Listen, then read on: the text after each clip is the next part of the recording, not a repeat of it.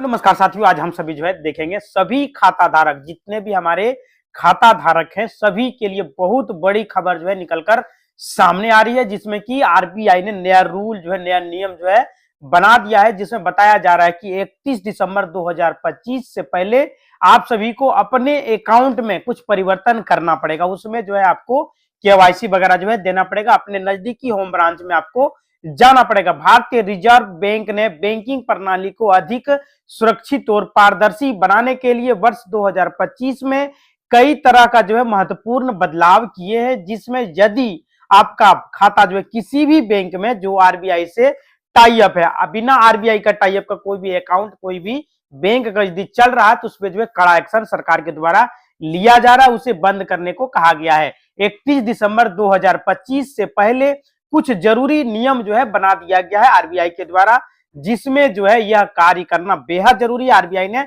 सभी बैंक आपको 31 दिसंबर 2025 से पहले यह कुछ जरूरी काम आपको पूरा करना है। यानी ये कार्य आपको करना बेहद जरूरी है, ताकि नए साल 2026 से आपको लेन देन में किसी भी प्रकार का कोई भी रुकावट पैदा ना हो, कोई भी बाधा पैदा ना हो। इन ऑपरेट और डोरमेट अकाउंट का प्रबंध क्या करेगा आरबीआई ने उसके अनुसार उन बैंक को खाता धारकों को बंद या फ्रीज करने का निर्देश दे दिया गया है जो लंबे समय से उपयोग में नहीं है। यानी कि आपका कोई खाता है, मान लीजिए आपके पास 2-3 अकाउंट है, तो आप एक अकाउंट का इस्तेमाल कर रहे हैं, बाकी 2 अकाउंट का इस्तेमाल बिल्कुल भी नहीं कर रहे हैं, कोई भी जमा निकासी नहीं कर रहे हैं, तो 1 साल का समय पूरा होने पर आप अगर यदि उस अकाउंट में कोई भी लेन देन, एक भी ट्रांजेक्शन नहीं करते, तो आपके खाता को इनऑपरेट कर दिया जाता है, फ्रीज कर दिया जाता है। फिर से आपको दोबारा केवाईसी करने के लिए अपने नजदीकी होम ब्रांच में जाना पड़ेगा। वहां जाके आपको केवाईसी अपडेट कराने के बाद ही आपका अकाउंट चालू हो सकता है। इन ऑपरेट अकाउंट जो होता है, यदि आपने 12 महीनों में कोई भी लेन देन नहीं किया है, तो आपका खाता इनऑपरेट हो जाएगा। इन 12 महीनों में आपको कोई पैसा या तो जमा या तो निकासी करना पड़ेगा, ताकि उनको लगे कि आप खाता धारक अभी जीवित है, आप खाते को ऑपरेट कर रहे हैं। यानी कि आपका खाता डोरमेट अगर यदि हो जाता है, तो 24 महीने यानी कि 2 साल तक अगर यदि कोई भी गतिविधि आपके अकाउंट में नहीं होता है, तो आपके अकाउंट को डोरमेट में डाल दिया जाता है और आपका खाता डोरमेट घोषित कर दिया जाता है। तो इसमें आपको करना क्या पड़ेगा, तो 31 दिसंबर से पहले अपने खाते में कम से कम एक डिजिटल ट्रांजैक्शन आप कर सकते हैं। डिजिटल के मतलब यूपीआई से पैसा उसमें भेज सकते हैं, यूपीआई से पैसा निकासी कर सकते हैं, ताकि आपका खाता डोरमेट ना हो। यह कार्य आपको कर लेना बेहद जरूरी है। मतलब 31 दिसंबर से पहले यह माइंड में रखें कि आपके पास अभी तक कितने अकाउंट हैं, कितना बैंक खाता है। कम से कम कुछ नहीं तो 1 रुपया आप ट्रांजेक्शन कर दीजिए, उससे जमा कर दीजिए, या तो उसमें डेबिट कर लीजिए, तो फिर आपका चालू रह जाएगा। केवाईसी अपडेट का समय सीमा बैंक में आरबीआई के द्वारा जो बताया गया है, उसमें बताया जा रहा है कि आपका हर एक साल केवाईसी किया जाएगा। लेकिन आरबीआई के द्वारा पहले नियम जो था 10 साल में एक बार खाते का केवाईसी करना अनिवार्य था।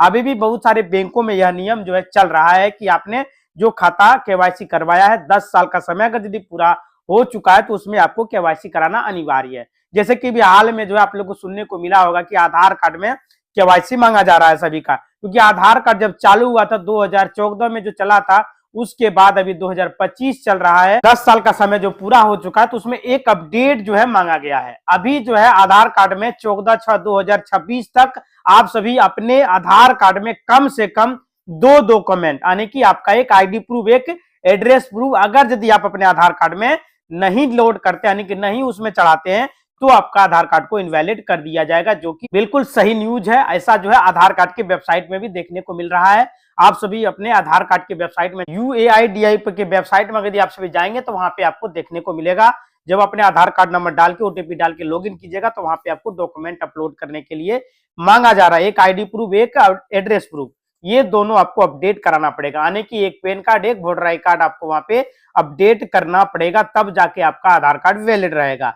क्योंकि छठा महीना के बाद, छठा महीना 2026, इस डेट को आप सभी याद रखें, उसके बाद आपसे चार्ज लिया जाएगा। जिस प्रकार पैन कार्ड में चार्ज अभी 1000 रुपया लिया जा रहा है, 31 तारीख के बाद वो भी बंद कर दिया जाएगा, आधार कार्ड को पैन कार्ड से लिंक करने के लिए।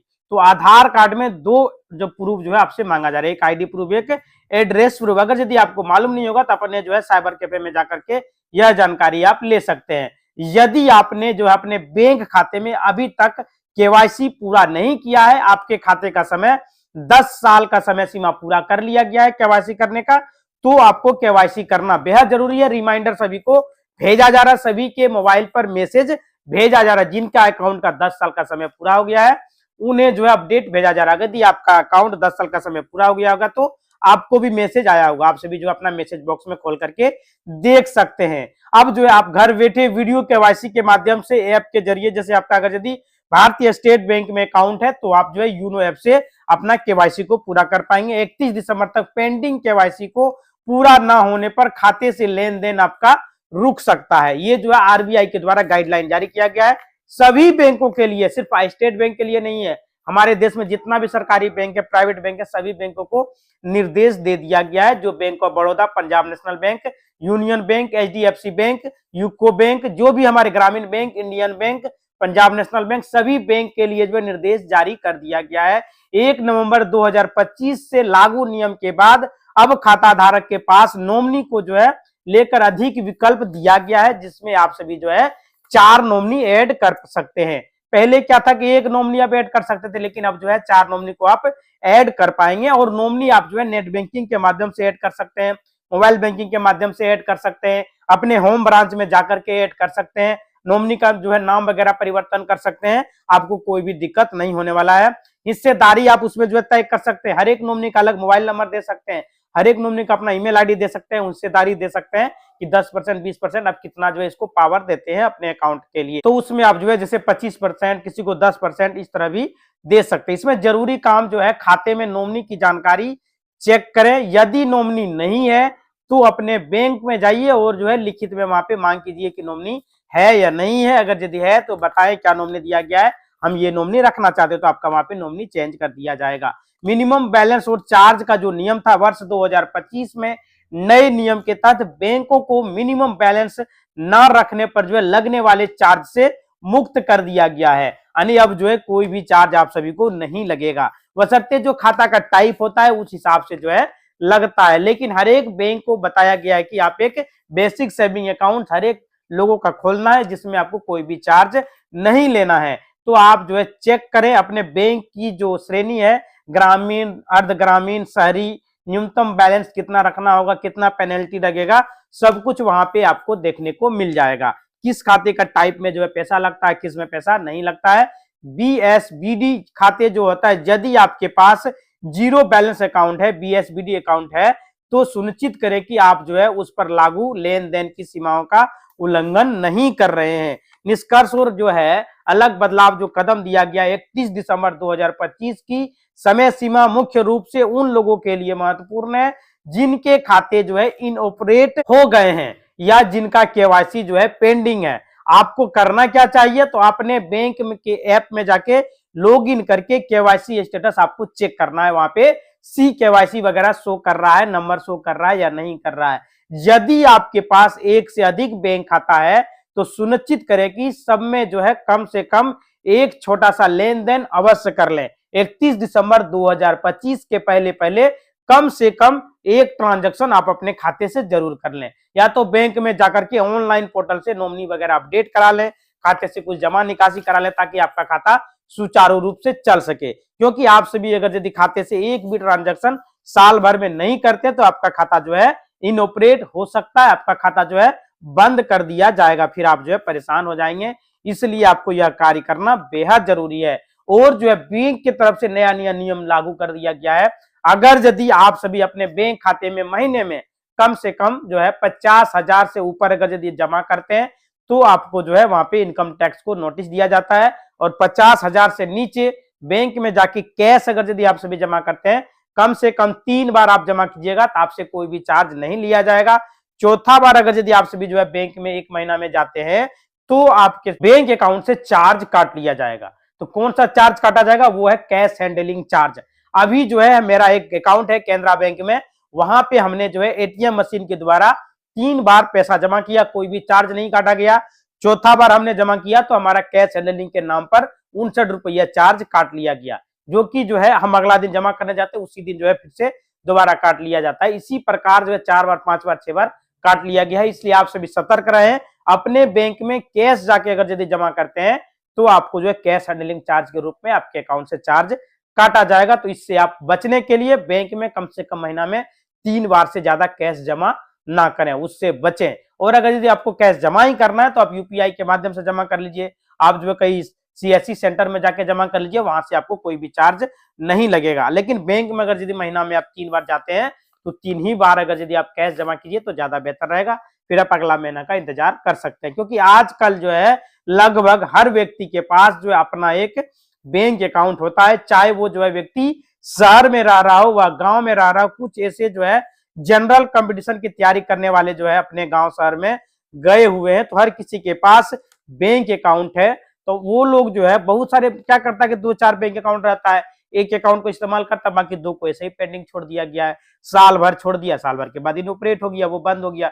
फिर वो परेशान होने लगता, करना क्या पड़ेगा, कुछ पैसा उसमें फंसा हुआ है।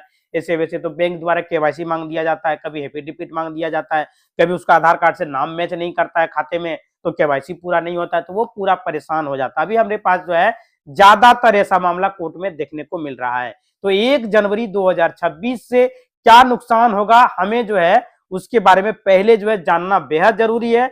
जो हम आपको बता रहे हैं कि आपके पास अगर दिखाता है तो कम से कम एक ट्रांजैक्शन आप सभी जो है अवश्य करें, चाहे किसी भी माध्यम से करें, लेकिन करें ताकि आपका खाता बंद ना हो। उसके बाद जब आप जो है इनकम टैक्स डिपार्टमेंट का अगर यदि आपके पास नोटिस आता है, आपके खाते से ज्यादा ट्रांजैक्शन हो जाता है, तो आप सभी को परेशान होने का कोई भी जरूरत नहीं है। वर्तमान समय में कई लोगों को जो है अभी तक इस बात की जानकारी नहीं है, जिसके कारण कई सारे व्यक्ति को इनकम टैक्स डिपार्टमेंट का नोटिस आ जाता है और वो परेशान हो जाता है। तो आप लोग को परेशान होने की आवश्यकता नहीं है।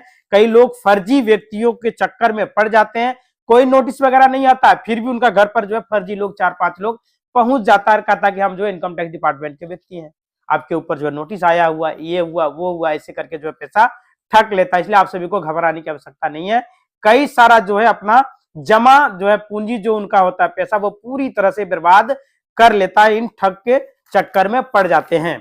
और कई सारे व्यक्ति जो है बिल्कुल जो है जिनकी गलती भी नहीं है, फिर भी वह जो है कई बार कई तरह का परेशानियां उनको झेलनी पड़ती है, क्योंकि जानकारी के अभाव में ये सारी चीजें उनके साथ हो जाता है। हाल ही में जो है हमारे एक दोस्त है जो कि जो है दुकान चलाता है, सिम कार्ड जो है बेचता है, तो उनके मोबाइल से जो सिम एक्टिवेट किया गया, वो सिम कार्ड कोई और व्यक्ति खरीदा, उनके द्वारा जो है फ्रॉड किया गया या नहीं किया गया पता नहीं, लेकिन उनको जो है साइबर क्राइम वाले टीम आके परेशान करना शुरू कर दिया, मतलब बेफजूल में करना शुरू कर दिया गया, क्योंकि उनको जानकारी नहीं था। उन्होंने सिम तो बेच दिया, लेकिन वो सही जानकारी को सही लोगों को सिम कार्ड दिया, लेकिन जिन्होंने सिम कार्ड खरीदा उन्होंने फ्रॉड किया, तो उनके बारे में जानेगा, लेकिन उनसे पैसा ठग लिया गया। जो सिम कार्ड जिस दुकानदार ने बेचा था उनसे जो है पैसा मतलब झूठ मूठ का ले लिया गया, परेशान करके डरा धमका के ले लिया गया, बिना जो है केस वगैरह दर्ज किए हुए। इस तरह का मामला जो है सुनने को मिलता है। इसलिए आप सभी को जो है कानून की जानकारी होना बेहद जरूरी है, क्योंकि यह जो है आपके भविष्य को सुधार सकता है। आप सभी जो है डरे नहीं, कानून आप सभी के लिए बना हुआ है। जो कि जिस मैटर हमने जो आपको मैटर बताया था, साइबर क्राइम के द्वारा जो ठगा जा रहा है पैसा, जो कि कोई भी व्यक्ति आपको डरा धमका के मांगा जाता है पैसा, तो उसे आप पैसा ना दें। कोर्ट बना हुआ है, कोर्ट सर्वोपरि है, वहां पे जाके आप जो है आपका सुनवाई किया जाता है, वहां से आपको कोई भी दिक्कत नहीं होने वाला है। बिल्कुल सरल तरीके से आप जो है वहां पे आपका सुनवाई किया जाएगा, तो आपको परेशान नहीं होना। इस तरह का मैटर में कभी भी घबराने की आवश्यकता नहीं है।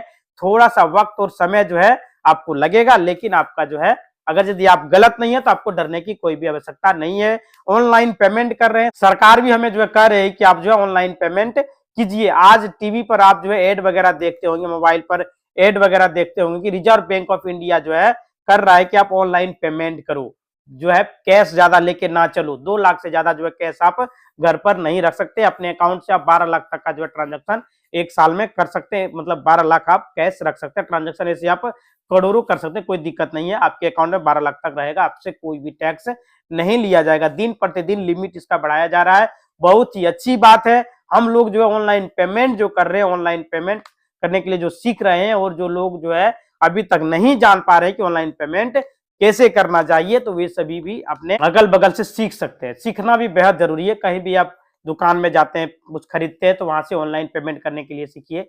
ये सभी हमारे देश में भारत सरकार के द्वारा जो है यूपीआई के जरिए बहुत ही आसान तरीके से पेमेंट करने का जरिया जो है बनाया गया। इसमें कोई भी चार्ज आप सभी को पेमेंट करने का जरूरत नहीं है, फ्री ऑफ कॉस्ट आपका जो है पेमेंट होता है। चाहे आप 1 रुपया कीजिए, 100 रुपया कीजिए, 1 लाख कीजिए, 2 लाख कीजिए, एक बार में आप 3 लाख 4 लाख तक यूपीआई से पेमेंट कर सकते हैं। पहले यह लिमिट जो है 1 लाख तक था, एक बार में 1 लाख आप किसी को भी 24 घंटा के अंदर भेज सकते थे, लेकिन उसी लिमिट को भी बढ़ा दिया गया है। आप जो है उसमें आप जब चेक करेंगे यूपीआई का लिमिट 1 लाख से 3 लाख तक आपको देखने को मिलेगा। बशर्ते आपका अकाउंट का क्या लिमिट है वो वहां पे चलता है, देखना। चाहे आपका कोई भी बैंक हो, यूनियन बैंक ऑफ इंडिया हो, यूको बैंक हो, बैंक ऑफ बड़ौदा हो, एचडीएफसी बैंक हो, आईसीआई बैंक हो, एक्सिस बैंक हो, आईडीबीआई बैंक हो, कोई भी बैंक है, प्राइवेट बैंक हो या सरकारी बैंक हो, किसी भी बैंक का सभी का लिमिट होता है। जो आपका बैंक अकाउंट का लिमिट है उसका इस्तेमाल करके आप जो है पैसे किसी को भी भेज सकते हैं। अपने खाते का केवाईसी जरूर आप सभी करा लें। किसी भी बैंक में आपका खाता है, अगर आप केवाईसी नहीं कराएंगे तो 31 दिसंबर 2025 के बाद आपका 26 में खाता जो है इनऑपरेट हो जाएगा।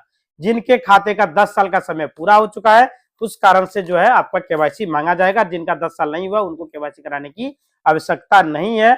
अभी ठंड का मौसम चल रहा है, कई जो है सीनियर सिटीजन है, कई वृद्ध व्यक्ति है जिनकी तबीयत जो है अचानक बिगड़ रही है, और इस ठंड में जब वो इलाज कराने के लिए बाहर जाते हैं तो अक्सर जो है उसके साथ कई लोग जो है होते। इस तरह की बात आ रही है कि जो है उसमें किसी रिश्तेदार जो है इलाज कराने के लिए वहां पे गया और अचानक से हमारा जो है एटीएम मतलब काम करना बंद कर दिया है। तो क्यों बंद कर दिया? क्योंकि केवाईसी मांगा गया है, मतलब एन वक्त में जो है आपको वहां पे धोखा जो है मिल रहा है। तो आपका खाता का अगर यदि 10 साल पूरा हुआ तो केवाईसी आप अवश्य करें। और लास्ट में ही होता है यह कार्य, दिसंबर में ही जो है सारा कार्य किया जाता है। विड्रॉल भी आप नहीं कर पाएंगे, जमा तो कर सकते हैं लेकिन पैसा निकासी आपका नहीं आप कर पाएंगे। तो हमारे जो खाता है वो बंद कर दिया गया है। तो किस कारण से बंद है? तो केवाईसी के कारण से बंद है। ये सभी आपको सुनने को मिलेगा, देखिएगा आप कहीं जाइएगा तो लेके किसी को भी जाइए तो आपको यही सब सुनने को मिलेगा। जितने भी खाता धारक है, पैन कार्ड धारक को 31 दिसंबर 2025 से पहले पैन कार्ड को आधार कार्ड से लिंक करना अनिवार्य है और बैंक अकाउंट को आधार कार्ड से लिंक करना अनिवार्य है, वरना आपका खाता 1 जनवरी 2026 से निष्क्रिय हो जाएगा। यह जो आयकर विभाग द्वारा जो है आरबीआई को निर्देश के तहत लागू कर दिया गया है, जो बैंकिंग के आईटीआर फाइलिंग और अन्य वित्तीय संस्थाओं को प्रभावित करती है। इसका मुख्य बात जो है पैन को आधार से लिंक करना बेहद जरूरी है। 1000 रुपये तक का जुर्माना जो है अभी लग रहा है, बाद में जो है आपका जुर्माना बढ़ सकता है। जैसे कि पैन कार्ड आपका जो है इनऑपरेटिव हो जाएगा, 50,000 तक का लेन देन आपका रुक जाएगा। साथ ही सभी बैंक खाता धारक को ई केवाईसी करना अनिवार्य कर दिया गया है। बिहार में राशन कार्ड को ई केवाईसी का भी डेडलाइन जारी कर दिया गया था, जिसे समय समय पर बढ़ाया गया है, वरना आपका जो है आपको लाभ जो है नहीं मिलेगा। आयकर पोर्टल जो है incometax.gov.in पर आप सभी जाए और वहां पे जो है पैन कार्ड का ऑप्शन मिलेगा, उस सेक्शन में जाइएगा तो आधार पैन नंबर डाल के ओटीपी डाल के वेरीफाई करेंगे तो वहां पे आपका जो है केवाईसी वगैरह चेक हो जाएगा कि आपका केवाईसी हुआ है या नहीं हुआ है। क्योंकि पैन कार्ड को भी केवाईसी करना जरूरी है, ई केवाईसी अपडेट होना जरूरी है। बैंक शाखा में जो है सीएससी सेंटर पर आप या आधार सेंटर पर या तो फोटो वगैरह जो है आपका आधार कार्ड में अपडेट होना जरूरी है, नहीं तो आपका आधार कार्ड को इनवैलिड कर दिया जाएगा। 10 साल का समय पूरा हो चुका है, आपने जो है फोटो अपडेट नहीं कराया, कोई भी केवाईसी वगैरह आधार कार्ड में नहीं करवाया है, तो आपका जो आधार कार्ड का भी बंद होना शुरू हो चुका है। आधार कार्ड में 2 आईडी प्रूफ भी अपडेट करने, जैसे हमने आपको पहले बताया था, वे आपको करना बेहद जरूरी है। 8 से 10 साल पुराना जो है जो भी व्यक्ति जो आधार कार्ड बनवाया, जो बच्चे लोग अभी 17 साल का हो चुका है, उनका जो है वेरीफाई किया जा रहा है, फिंगरप्रिंट बायोमेट्रिक वगैरह अपडेट किया जा रहा है। बिहार भूमि सर्वेक्षण, बिहार में जो है खाता भूमि रिकॉर्ड से जुड़ेगा। कोई भी 31 दिसंबर 2025 का नया नियम जो है लागू हो चुका है। तो ये जो है छोटी बात नहीं है। अगर आप जो है अपने घर में अपने बच्चे का जो बाल आधार वगैरह जो बना रहता है, यानी बचपन में जो उनका फोटो लगा हुआ, अभी वो 17 साल का हो चुका है, उनका आपने जो है फोटो अपडेट नहीं किया, फिंगर अपडेट नहीं किया, तो वे सभी अपने आधार सेंटर पर जाके करा ले, नहीं तो आपका बच्चे का आधार कार्ड जो है इनवैलिड हो सकता है।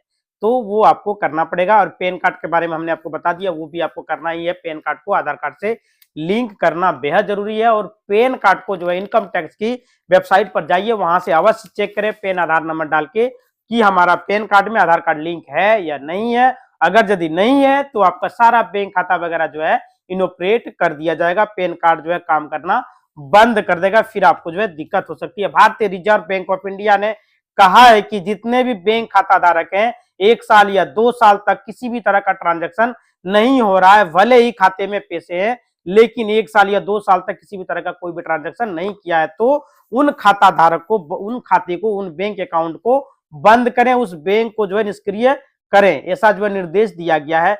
चाहे आपका खाता जो है सरकारी बैंक में है या प्राइवेट बैंक में, किसी भी बैंक में है, आपका खाता को बंद करने का निर्देश दिया गया है। और जो है कोई भी छोटे मोटे बैंक है, भारतीय रिजर्व बैंक के तहत अगर यदि चलता है तो उसमें जो है यह कार्य किया जाएगा। और भारतीय रिजर्व बैंक के द्वारा जो चलाया जा रहा है बैंक, वही बैंक अब भारत में रहेंगे। बाकी सारे बैंकों को बंद करने का भी निर्देश दिया गया है। इसी तरह का वीडियो देखने के लिए चैनल को लाइक करें, शेयर करें और सब्सक्राइब करें। धन्यवाद।